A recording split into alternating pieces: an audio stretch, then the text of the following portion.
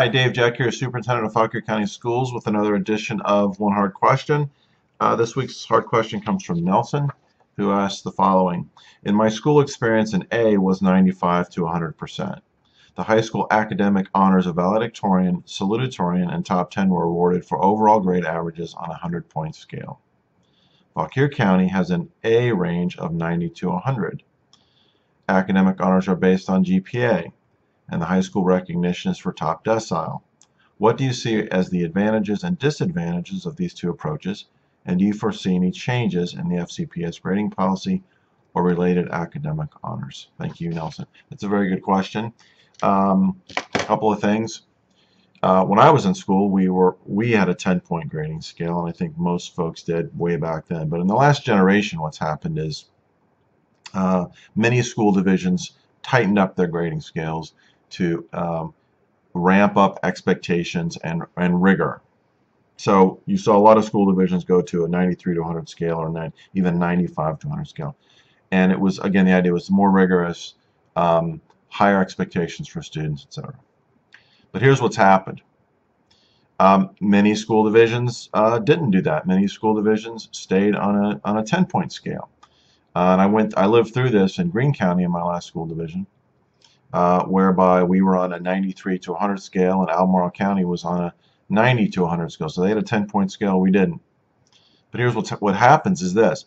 And what we learned through a study that Fairfax County Public Schools did, a significant number of college admissions officers and offices, they don't consider the scales when they're looking at a student's transcript or considering their GPA for admission. They don't look at the scale, they just look at the grade the student earned.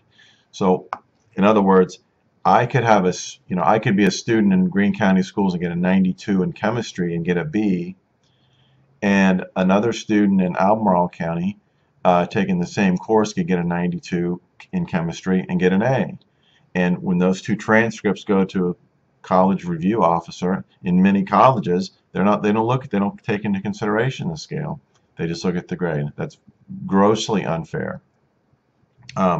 So now what you're seeing, as is often the case in education, a reversal by many school divisions, and I read about them all the time, that are going back to a 10-point scale. And the argument against, which back in the day I heard this a lot from teachers mostly, was, well, it's less rigorous. 10-point scales are less rigorous, and the expectations for students aren't as great. And I just don't buy that. I've never bought that. My comeback to that was always and continues to be your level of expectation for students and the level of rigor you expect in your class shouldn't change based on this grading scale. You teach the class in a rigorous, engaging manner, and you maintain high expectations for students, and you let the chips fall where they may in terms of grades. It doesn't mean you change your expectations. It just means that maybe a student who would have gotten a B on a 93 to 100 scale, that means they're going to get an A. That's a good thing for students. So I don't see that changing. I actually would expect that more school divisions are going to go to a straight 10-point scale. As far as your other question about the top decile versus salutatorian, valedictorian, I don't see that changing. And again, I don't know the history in Fauquier County exactly, but I do know this.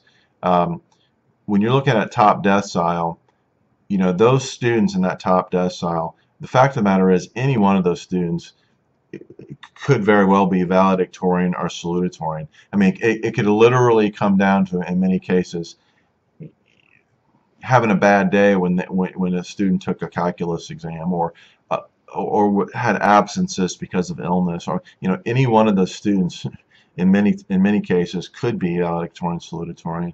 And to me, it makes sense to recognize the students in the top decile as opposed to just salutatorian and valedictorian. And salutatorian and valedictorian, they're always, in my experience as a principal, so close. They're just fractions of points separating kids, salutatorian from valedictorian, or kids who are in the top 5, for example, but didn't earn one of those top 2 spots. So in my mind, it just makes sense to recognize a larger group of students who have achieved at extremely high levels and could be salutatorian, valedictorian. It's just relatively just as a result of, again, as I mentioned, having a bad day when they took a test or having absences or whatever. So, but this is a good question. So thank you very much, and keep the questions coming.